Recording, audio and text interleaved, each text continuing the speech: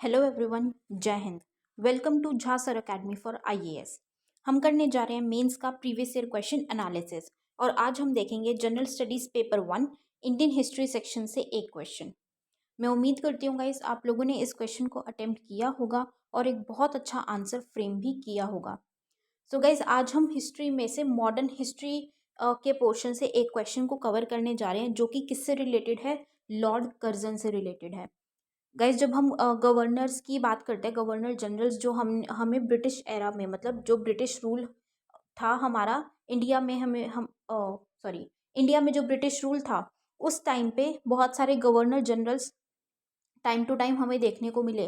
तो उनमें Lord Curzon एक ऐसा है, मतलब उनमें से one of the governor general या वाइसरॉय लॉर्ड कर्जन वो ऐसा है जो कि बहुत ही ज़्यादा इम्पॉर्टेंट है, क्योंकि वो इस तरीके की बहुत ज़्यादा महत्वपूर्ण इम्पॉर्टेंट पॉलिसीज़ को लेके आया था जिनको पढ़ना बहुत ज़्यादा ज़रूरी है और बहुत सारी चेंजेस और एक हिस्ट्री में इम्पैक्ट क्रिएट किया है लॉर्ड कर्जन ने अपनी पॉलिसीज़, अपनी आइडियोलॉजी के थ्रू। तो इसीलिए उसको समझना, उसको पढ़ना बहुत ही ज़्यादा ज़रूरी है और उसके क्या इम्प्लीकेशंस हमारी नेशनल मूवमेंट पे थी, क्योंकि उसके बाद बहुत ज़्यादा नेशनल मूवमेंट स्टार्ट हुई थी लॉर्ड कर्जन की पॉलिसीज़ की वजह से। राइट। सो गाइज आज आपको बहुत ही इंपॉर्टेंट पॉइंट्स मिलने वाले हैं लॉर्ड कर्जन की पॉलिसीज से रिलेटेड, तो उनको अपने पास प्लीज़ ज़रूर नोट करके रखिएगा, बहुत ही ज़्यादा इंपॉर्टेंट है। सो गाइज सेशन को शुरू करने से पहले जिन भी स्टूडेंट्स ने हमारा टेलीग्राम चैनल ज्वाइन नहीं किया है वो तुरंत डिस्क्रिप्शन बॉक्स में जाइए, वहाँ पे आपको लिंक प्रोवाइडेड होगा। उस लिंक के थ्रू आप हमारे चैनल को ज्वाइन कर सकते हैं और उसका बेनिफिट आपको ये होगा कि आपको हमारी सारी की सारी पीडीएफ्स का एक्सेस मिल जाएगा जो आप लोगों के लिए अपलोड कर दी जाती है हमारे टेलीग्राम चैनल पे ही, जैसे कि करंट अफेयर्स की पीडीएफ्स है या फिर ये जो हम मेंस का प्रीवियस ईयर क्वेश्चन एनालिसिस करते हैं इसकी पीडीएफ्स है। और उसी के साथ साथ आपको वीडियो लेक्चर्स जो अपलोड किए जाते हैं आप लोगों के लिए उसका भी डायरेक्ट लिंक आपको प्रोवाइड कर दिया जाता है टेलीग्राम चैनल पे ही। और गाइज अगर आप सीरियसली एग्ज़ाम्स की प्रिपरेशन कर रहे हैं तो मैं कहूँगी आपको करंट अफेयर्स के लिए तो बिल्कुल परेशान होने की ज़रूरत नहीं है। आपको अपना टाइम, मनी, एनर्जी कुछ लगाने की ज़रूरत नहीं है। All you need to do is Jha sir academy पे रेगुलर बेसिस पे आपके लिए करंट अफेयर्स के वीडियो लेक्चर्स अपलोड किए जाते हैं। आपको सिर्फ रेगुलरली उनको फॉलो करना है, that is more than enough, क्योंकि हमारे करंट अफेयर से बाहर का आपके एग्जाम में कुछ भी पूछा नहीं जाएगा। और गाइज हमारा जीएस का भी pre plus mains batch run कर रहा है, आप उस बैच को भी ज़रूर ज्वाइन कीजिए। उसमें आपको जीएस 1 2 3 4 की बिल्कुल ज़ीरो से तैयारी करवाई जा रही है। झा सर आपको खुद मेंटोर कर रहे हैं उस बैच में, और अगर आप बैच की डिटेल्स को प्रॉपर तरीके से फॉलो करेंगे और झा सर के द्वारा दी गई गाइडलाइंस को फॉलो करेंगे तो आपका एग्ज़ाम निकलने से कोई नहीं रोक सकता। गाइज आपका सिलेक्शन पक्का है, तो ज़रूर ज्वाइन कीजिएगा इस बैच को। और हमारा मेंस का भी आंसर राइटिंग बैच रन कर रहा है। इस बैच में आपको 500 प्लस क्वेश्चंस की प्रैक्टिस कराई जा रही है। हमारी एक्सपर्ट फैकल्टी हैं, वो आपके आंसर कॉपीज़ को चेक करते हैं, आपको मिस्टेक्स बताते हैं और इम्प्रूव करने में हेल्प करते हैं। और उसी के साथ साथ आपको हर एक क्वेश्चन के रिगार्डिंग एक सैम्पल आंसर भी दिया जाता है और एक वीडियो सोल्यूशन भी प्रोवाइड किया जाता है with proper understanding. So guys अगर आप सीरियसली सिविल सर्विसेज की प्रिपरेशन कर रहे हैं तो आप इन बैचेस को ज़रूर ज्वाइन कीजिएगा, बहुत ही बेनिफिशियल होने वाले हैं आप लोगों के लिए। ज्वाइन करने के लिए आप नीचे दिए गए नंबर 9713282838 पे व्हाट्सएप के थ्रू आप कोर्सेज़ की डिटेल्स ले सकते हैं और कोर्सेज़ को ज्वाइन कर सकते हैं। तो चलिए गाइज अपना आज का सेशन स्टार्ट करते हैं। हमारा क्वेश्चन है, evaluate the policies of Lord Curzon and their long term implications on the national movement. Lord Curzon की नीतियों और राष्ट्रीय आंदोलन पर उनके दीर्घकालिक प्रभाव का मूल्यांकन करें। सो ये क्वेश्चन गाइज हिस्ट्री सेक्शन से लिया गया है जीएस 1 में, और ये क्वेश्चन यूपीएससी ने 2020 में पूछा था, 2020 में। तो जब हम इस क्वेश्चन की बात करते हैं गाइज, तो इस क्वेश्चन में हमें क्या बोला गया है कि लॉर्ड कर्जन जो हमें देखने को मिले लॉर्ड कर्जन के काल के दौरान जब वो रूलिंग पे थे, तो उनके काल के दौरान उन्होंने क्या क्या नीतियाँ, क्या क्या पॉलिसीज़ लेकर आए थे वो, और उन पॉलिसीज़ का क्या लॉन्ग टर्म पे क्या इम्प्लीकेशन, क्या प्रभाव पड़ा था नेशनल मूवमेंट पे, तो वो हमें बताना है। तो हम सबसे पहले लॉर्ड कर्जन के बारे में थोड़ा सा बताएंगे, फिर हम उनकी पॉलिसीज़ की बात करेंगे और पॉलिसीज़ का क्या इम्प्लीकेशन था नेशनल मूवमेंट पे, हम साथ के साथ उन पॉलिसीज़ के साथ ही उसको बताएंगे, राइट। तो चलिए गाइस अपना आंसर स्टार्ट करते हैं।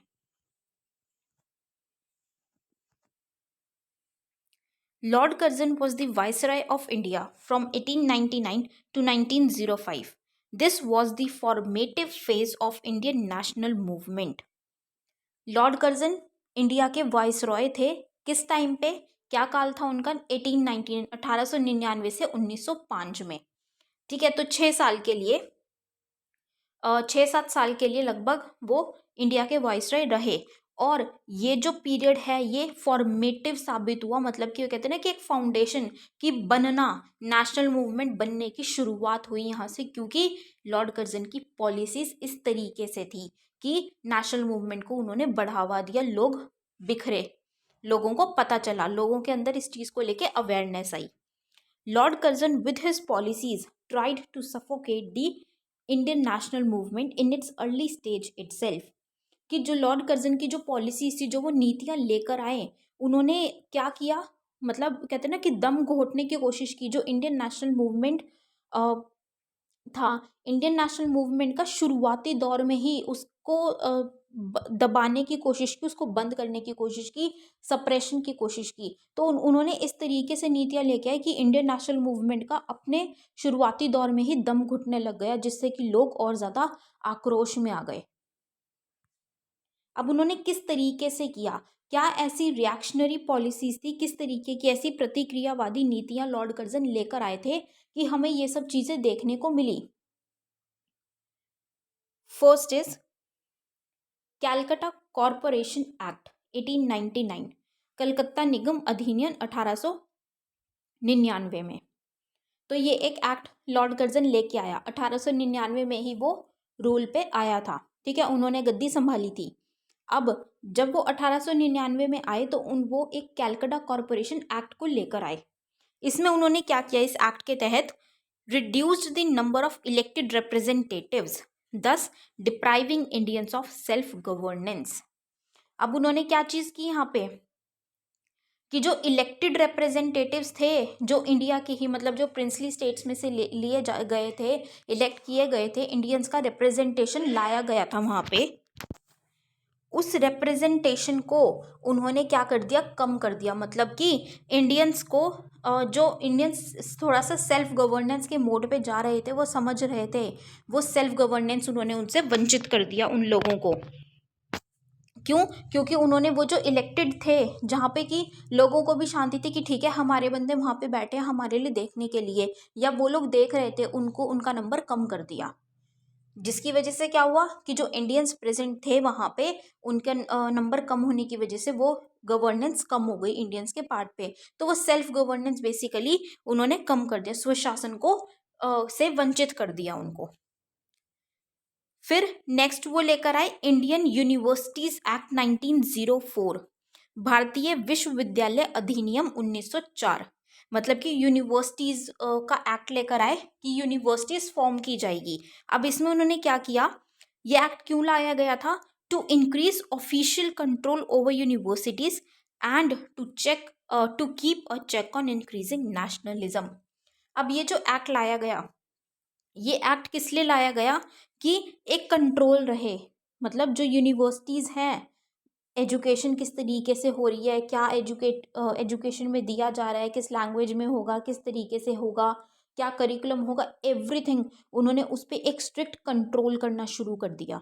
एक स्ट्रिक्ट कंट्रोल रखा, बढ़ा दिया। और उसी के साथ साथ अब वो कंट्रोल कर रहे हैं तो साथ साथ वो क्या भी चेक कर रहे हैं कि भाई जो उस टाइम पे राष्ट्रवाद बढ़ता हुआ जा रहा था, नेशनलिज्म जो बढ़ता जा रहा था, उस नेशनलिज्म पे भी ध्यान रखना, एक चेक रखना, उसको भी कंट्रोल में रखना कि उसको थोड़ा सा सप्रेस किया जाए, थोड़ा सा देखा जाए कि वो ज़्यादा ना बढ़े। क्योंकि अगर वो बढ़ेगा तो वो किसके लिए दुखदाई होगा, ब्रिटिशर्स के लिए। तो उनको क्या करना था, उसको चेक करना था। तो वहाँ पे लॉर्ड कर्जन एक यूनिवर्सिटीज़ पे कंट्रोल अपना बढ़ाने के लिए, स्ट्रिक्ट कंट्रोल लेके आने के लिए, और वहाँ पे जो बढ़ते हुए राष्ट्रवाद की राष्ट्रवाद हमें देखने को मिल रहा था, नेशनलिज्म, उस पे भी एक चेक रखने के लिए, देखने के लिए कि किस तरीके से है, कौन लीडर है, किस तरीके से काम हो रहा है, तो वहाँ पे उसको कहाँ से किधर से अटैक करके हम उसको रोक सकते हैं, दबा सकते हैं, राइट। तो उसके लिए बोला है इंडियन यूनिवर्सिटीज एक्ट 1904। फिर सबसे इम्पोर्टेंट क्या नीति लेकर आए जहाँ पे कि इंडियंस चटक गए थे, क्या था? पार्टीशन ऑफ बंगाल, बंगाल का विभाजन 1905 में, ठीक है। It was a political master stroke to break the growing nationalism by dividing Bengal on the basis of religion and language. अब ये एक मास्टर स्ट्रोक था। किस तरीके से मास्टर स्ट्रोक था कि क्या किया कर्जन ने, क्या बोला कि भाई बंगाल का विभाजन किया जाएगा। जैसे आज हमें देखने को मिलता है ना, वेस्ट बंगाल और बांग्लादेश, तो वो पहले उस टाइम पे क्या था, पूरा का पूरा वो एक बंगाल था, एक पूरा बंगाल हमें देखने को मिलता था। आज हम जानते हैं कि हमारे इंडिया का वेस्ट बंगाल है सिर्फ, लेकिन उस टाइम पे इंडिया में बांग्लादेश और वेस्ट बंगाल मिलके था पूरा एक बंगाल।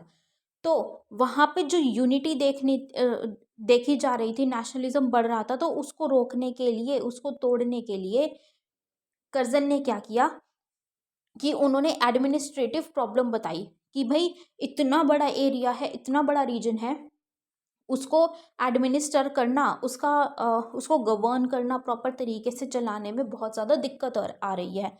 तो उस दिक्कत के चलते इसका विभाजन करना ज़रूरी है, ताकि इसका एडमिनिस्ट्रेशन, इसका स्वचालन प्रॉपर तरीके से हो सके, सुनिश्चित किया जा सके।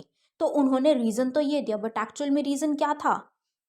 उनको ब्रेक करना था, उनको अलग अलग करना था। और वो उन्होंने, क्योंकि ऐसे ही नहीं किया, उन्होंने किसके बेसिस पे किया?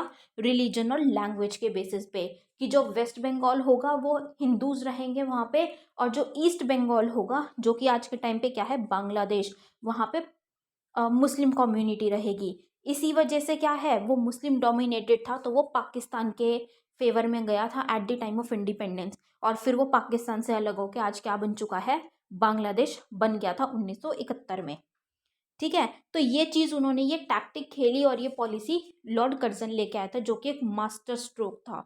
उससे अब इंडियंस को क्या हो गया कि भाई हमें अलग करने की कोशिश की जा रही है, हमें अलग किया जा रहा है। एडमिनिस्ट्रेशन तो क्या है, एक बहाना है, वो लोग वो सब जानते थे। तो वहाँ पे उन्होंने इन नेशनल मूवमेंट को और ज़्यादा स्ट्रेंथन किया, बढ़ावा दिया, क्योंकि वो वहाँ पे समझ गए थे कि क्या करना चाह रहा है, ब्रिटिशर्स क्या करना चाह रहे हैं basically. Instead, these policies proved disastrous for the British, as the imperialistic policies sparked political reactions in India. A strong feeling of nationalism began to take birth during this period. अब क्या हुआ, ये जो भी एक्ट, जो भी policies लाई गई Curzon के द्वारा, अब ये पॉलिसीज किस लिए थी कि जो मतलब उनका गवर्नेंस कम करने के लिए, ठीक है, उनको उन पे एक चेक रखने के लिए, उनको कंट्रोल में रखने के लिए, या जो नेशनलिज्म बढ़ता जा रहा था, जो मूवमेंट बढ़ती हुई देखने को मिल रही थी, उसको सप्रेस करने के लिए, उसको तोड़ने के लिए। मतलब जो अब क्या देखने को मिल रहा था कि लोग यूनाइट हो रहे हैं, लोग यूनाइट हो रहे हैं। जैसे कि बंगाल था, वहाँ पे हिंदू मुस्लिम सब रहते थे, वो एकजुट होके कर रहे थे, वो एकजुट हो गए थे, एकजुट होके वो लड़ रहे थे। तो वहाँ पे उन्होंने क्या किया, उनको तोड़ने की कोशिश करी, ताकि ब्रिटिशर्स, वही जो ब्रिटिशर्स की एक टेंडेंसी चलती है, वो एक उससे चलते हैं ना कि डिवाइड एंड रूल, फूट डालो और राज करो, तो वही उन्होंने किया, वही वो करना चाह रहे थे। लेकिन वो उल्टी उन्हीं के ऊपर बैकफायर कर गई।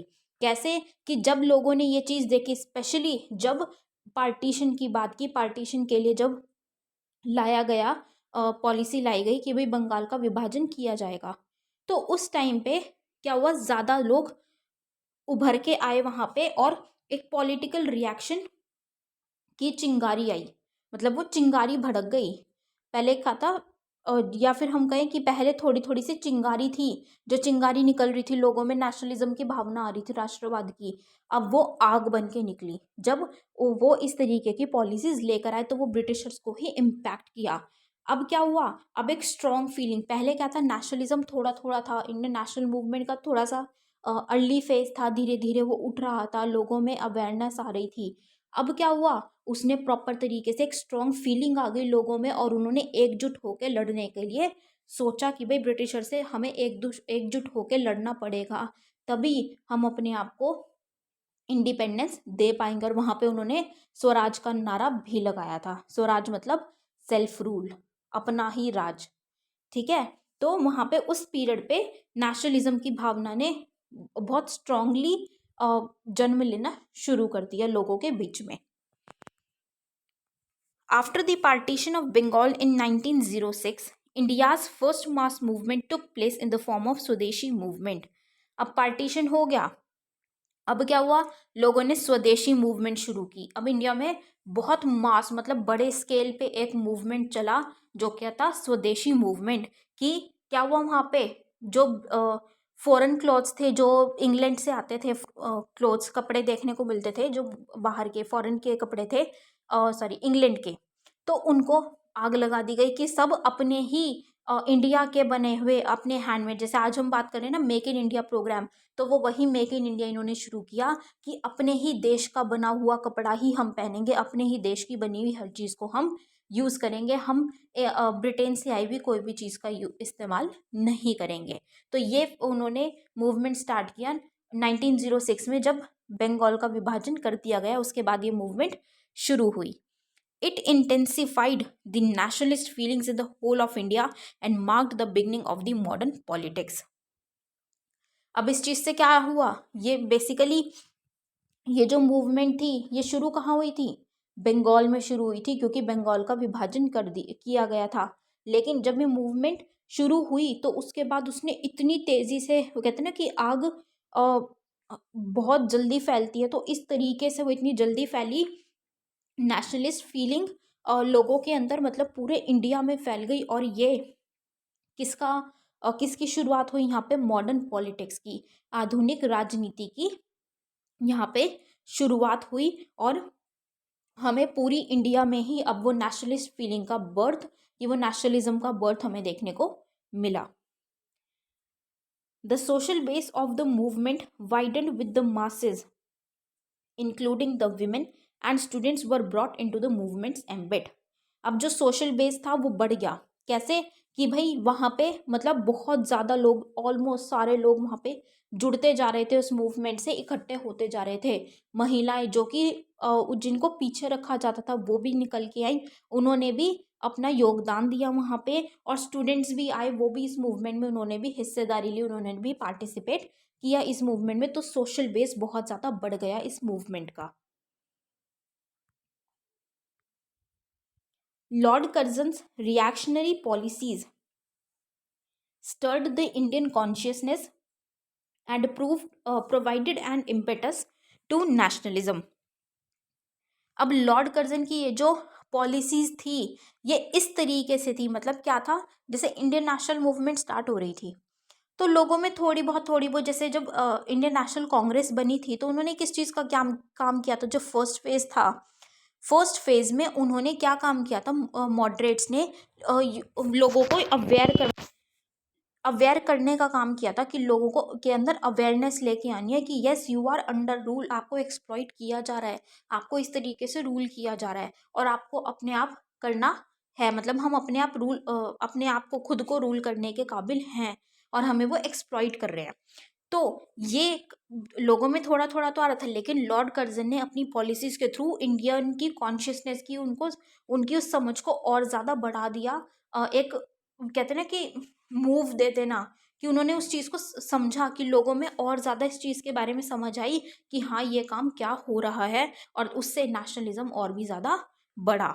दस when leaders like Bal Gangadhar Tilak and Mahatma Gandhi emerged on the scene, people readily followed them. अब क्योंकि लोगों में अवेयरनेस आ गई थी, तो जब ये लीडर्स उभर के आए, जैसे बाल गंगाधर तिलक हैं, महात्मा गांधी जी हैं, तो लोगों ने उनको फॉलो किया कि हाँ वो सही हैं और हमें इनसे लड़ना है।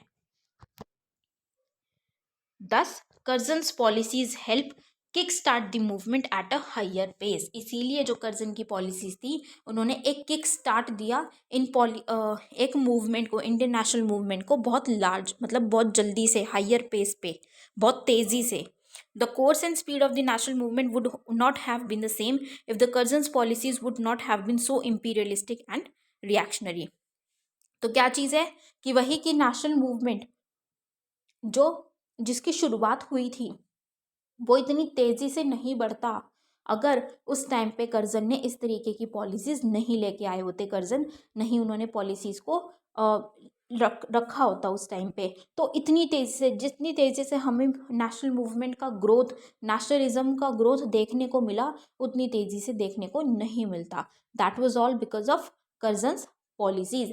इसीलिए हम कहते हैं कि वो बहुत ज़्यादा इम्पॉर्टेंट भी थी और लॉन्ग टर्म इम्प्लीकेशंस भी हमें उनका देखने को मिला नेशनल मूवमेंट पे, right. So this was all for this question guys. I hope you all have like this analysis. अपना फीडबैक गाइज हमारे साथ कमेंट सेक्शन में ज़रूर शेयर कीजिएगा। So with this we end up this session today here guys. Thank you so much, have a great day ahead. जय हिंद।